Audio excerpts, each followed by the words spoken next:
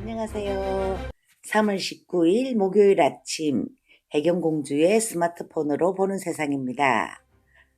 오늘은 조선일보에 이 와중에 올린 공시가 9억집 세금 20% 뛴다라는 내용을 알아보겠습니다. 오늘의 주요 키워드는 서울 9억 이상 아파트 공시가 21% 오르고 종부세 대상이 9만 가구가 늘어서 31만 가구로 되었다. 글로벌 경제 위기 상황에서 보유세 인상은 부동산 시장 침체를 부를 것이다 라는 키워드를 통해서 알아보겠습니다. 국토교통부는 전국 아파트, 연립주택, 빌라 등 공동주택 1383만 가구의 올해 공시가격을 지난해보다 5.99% 올리고 소유자 열람 및 의견 청취를 시작한다고 18일 밝혔습니다. 올해 인상폭은 노무현 정부 때인 2007년 이후 최대이며 공시가격이 오르면 보유세, 건강보험료 등이 덩달아 오릅니다.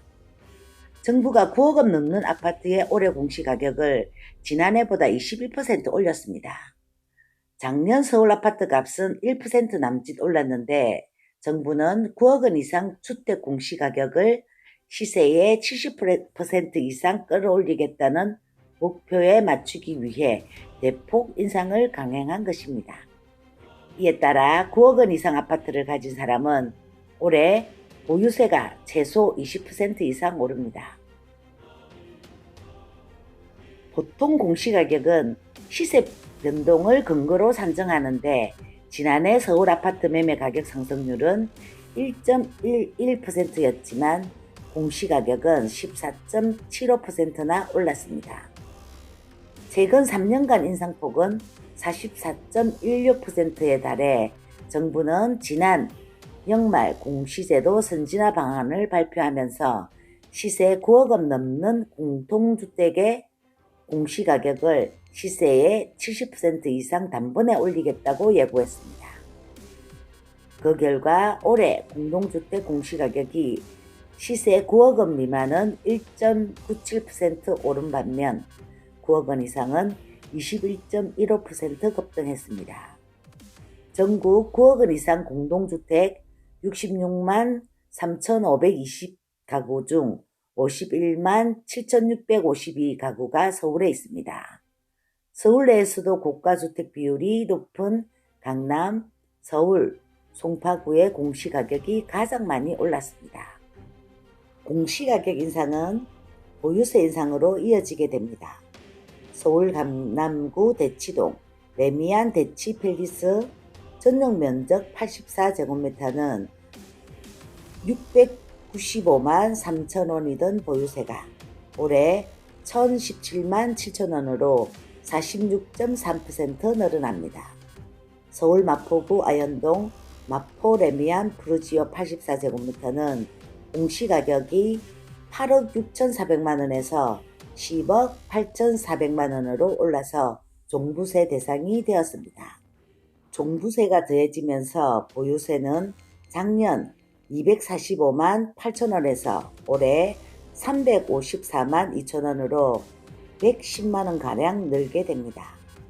전문가들은 정부의 공시가격 과속 인상이 우한 코로나로 침체된 부동산 시장을 실물 경제를 더 악화시킬 수 있다고 우려하고 있습니다.